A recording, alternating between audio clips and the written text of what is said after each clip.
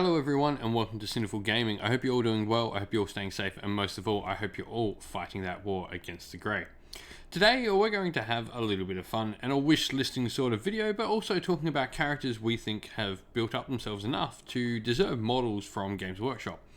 Now, you may have recently seen in the latest lot of reveals by Games Workshop for Warhammer Age of Sigmar that we finally got a Gardus Steelsoul model. For those who don't know who Gardus Steelsoul is, he is a Hallowed Knights Lord Celestant that we've had from the very beginning in the lore of Warhammer Age of Sigmar.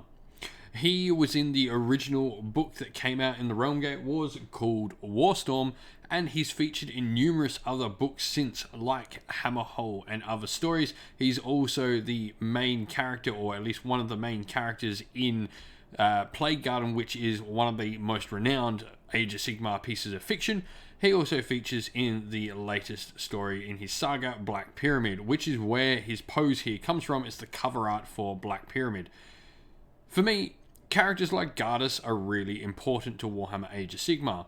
As good as it is bringing back old favourites like Morathi, Sigvold, Drycha, and all these other characters from the world that was Warhammer Fantasy, I think Age of Sigmar needs to blend those old characters coming back with new characters of its own to really blend the two worlds together and give us what Age of Sigmar is all about.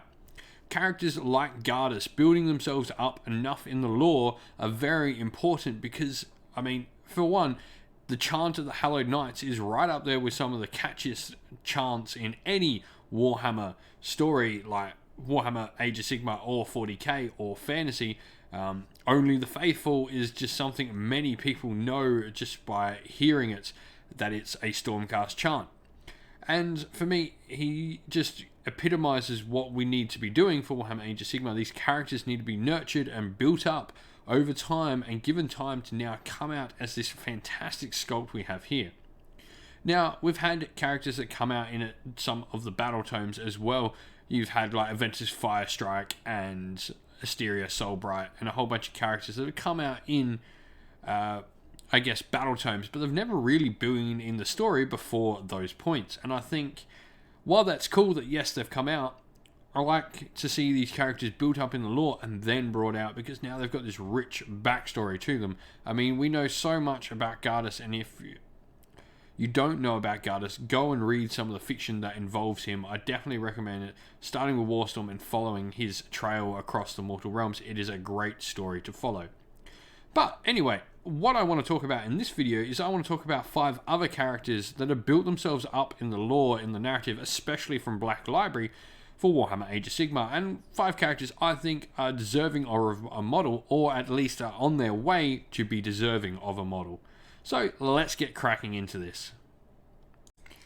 Number 1, Hamilkar Bear-Eater. Now, I know what you're going to say, this is another Stormcast Eternal, but Stormcast Eternals are the poster boys for Warhammer Age of Sigmar, and while we've seen a lot of Stormcast Eternals characters like Vander's Hammerhand, Asteria Soulbright, Aventus Firestrike, etc., they've all been Hammers of Sigmar character, and I think to help flesh out these other Storm hosts, we need to see some characters from other Storm hosts.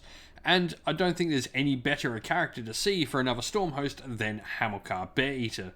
Hamilkar Bear-Eater was a Lord Castellan for the Bear-Eaters, a warrior chamber of the Astral Templar Storm host, but he's now a Knight Quester. Straight away, we've got this awesome lore that we've followed throughout a bunch of different stories about Hamilkar and how he's come to be what he is now. He's now a Knight Quester, and he really does have a great, unique looking appearance. I mean, he's supposed to be this massive man with thick red hair and a beard, as you can see in the image here. He's got tattoos on his face and his teeth are painted black. For me, there's just so much character in him that he just utterly deserves his place in the mortal realms as a miniature for Warhammer Age of Sigmar. I think Stormcast are going to be an important part to build up the characters and really give them stories to follow on from, much like Space Marines in Warhammer 40,000 give us an idea and really are the poster boys. And maybe, okay, Space Marines have taken over a bit too much, but I think Stormcast definitely have that place to build up characters and really give us a driving force within the universe. It was maybe a problem with the initial Realmgate Wars, is we didn't really feel attached to any of these characters. There were some that struck an accord, like Gardus, who we've previously talked about at the start of the video, but no one else besides Gardus really came out of it all that strong.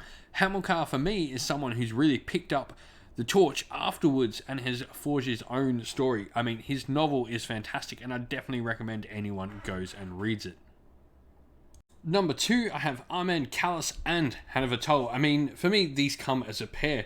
These characters started in the Cities of Secret novel, and they just have grown and grown from there. I mean, you've now got a bunch of different side stories between the two of them, and they've also got the Callis and Toll Silver Shard novel, which is fantastic. Callis and Malineth Witchblade are a witch hunter and his faithful servant, although maybe not always obedient servant. In Callis, Malineth Witchblade is our witch hunter, and he's got a dark and storied past that you start to learn about the more you read in the books. And you've got Callis, who is this former free guild who has, I guess, deserted his post to go follow this witch hunter. And together they cross the mortal realms and they fight a whole manner of different enemies. Originally it was to save the City of Secrets Excelsis from a Tzeentch threat, which you can go read about in Cities of Secrets, and you can follow them on, as I mentioned, in their story, Callis and Toll, the Silver Shard. For me, they're two characters that just completely deserve their place as miniatures in Warhammer Age of Sigmar, and I think it'd be cool to get a new duo out. I mean, we had Godrek and Felix back in the world that was, and maybe Callis and Toll can be that new duo that sort of pushes forward. Also, Cities of Sigmar miniatures, so I'm all for it. Number 3, I've got Erika Zenth. Now, Erika Zenth first appeared in Cities of Secrets in a very minor role. She was the Blackheart Corsair captain that appeared right at the end of the story and helped Callis and Toll out near the end of the story. Sorry, any spoilers there, but she also played a much bigger role in the story Callis and Toll, the Silver Shard. Now, what she's got after that, though, is she started to explore her own story and her own backstory and really become a main character in her own right. She's now featured in the Heart of Winter story, which is written by Nick Horth, the same author who's written Callis and Toll, and he's now taken her out on her own in her own story, where we start to learn more about this amazing Blackheart Fleetmaster captain. For me, she is just an amazing character. She is what drew me originally towards the Scourge Privateers, and we all know how much I love my Scourge Privateers. She's got a lot of sort of character to her. She's interesting. She has her own sort of unique things about her in how she acts. She's not necessarily the most evil of Dark Elves. She sees how the Cities of Sigmar help her, and, you know, very much she would be, I guess, in the Morathi siding against Anvilgard. She would very much probably fight on Anvilgard's side rather than Harkuron's side, as she sees Sigmar as a benefactor to her and a general thing that helps her get what she wants. I mean, she's not a nice person in any way. She still is a Dark Elf, but she's a Dark Elf that is on the side of good completely. And I definitely think she eventually pushing forward more of those stories like Heart of Winter, where we get to see that little bit more of her. I think she's going to get to that point where she definitely deserves a model if she doesn't already. Number 4, and this is going to be an interesting one for some, because I understand this potentially is a character coming back from the old world. However, I like what they've done, and I want to sort of talk about what they've done with this particular character and why I like it. Now, unlike some of the other characters we've had more recently, like Sigvold just all of a sudden coming back and other things like that, Balthus Arum, who maybe is Balthazar Gelt from the world that was Warhammer Fantasy, has had a story about him and has been built up in the story in background first before receiving a model. I really like this, and I really like the idea that he's getting this story and these characteristics built up about him. And, I mean, he is a Stormcast now. If this is indeed Balthazar Gelt, he's a Stormcast now, and he's different. He's changed. He doesn't remember any of that. And so they're building up this story, building up this character to give us an idea of who he is now.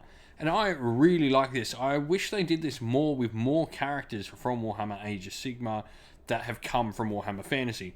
I really wish we got that story on how they've come back. I mean, they did it with Gotrek really, really well, telling us the story of what happened to Gotrek at the end times, and now how he's come to be in Warhammer Age of Sigmar. They really told us nicely through all those stories, and I think Balthus is potentially another character, if it is indeed Balthus Arum, another character they can tell that sort of story with really well. And number 5, lastly, I've got Malineth Witchblade. So, for those who don't know who she is the Dark Elf that is charged with bringing the Master Rune that is embedded in Gotrek's flesh back to the Order of Azir in Sigmar. She is the, now, I guess, new sidekick of Gotrek Gurnison, the most renowned, or I guess infamous slayer in all of Warhammer Fantasy and the Mortal Realms. Potentially Grimir reincarnate, who knows, but Malineth herself has become this amazing character. For starters, she is a daughter of Cain, a witch elf assassin that is now working for the Order of Azir, who have promised to protect her from the Daughters of Cain. Now, whatever she was doing to be in the position where she needed protection from the Daughters of Cain, considering she is a witch elf, who knows what she has done. And we don't quite know yet. It's really interesting that we've got this cool elven character that fights alongside Gotrek now. And that she's not wholly doing it to protect Gotrek, I guess. But the more and more we get through the stories with her, we realise that maybe there is some sort of connection, and maybe she does consider Gotrek a friend somewhat. For me, she is a character more than any other that's really earned her place in getting a model. I mean, imagine being able to run Gotrek and Malineth together on the table. For me, that's something I want to be able to do.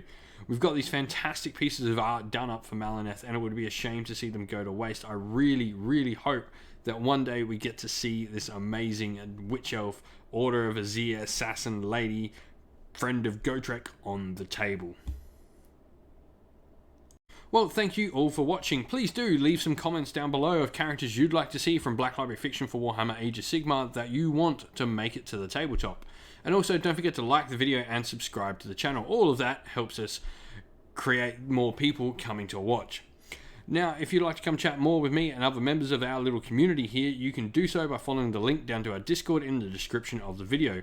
And also, while you're on YouTube, please do go check out the featured channel section on my channel, where you can find a bunch of other fantastic Warhammer Age of Sigmar content creators that put out everything from battle reports, painting tutorials, tactical videos, and more besides.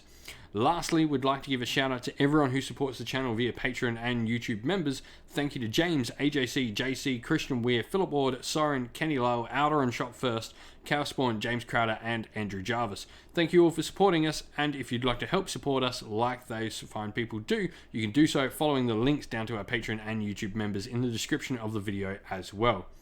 That's it for today, folks, though. Stay safe, everyone, stay well, and most of all, keep fighting that war against the Grey. Ciao for now.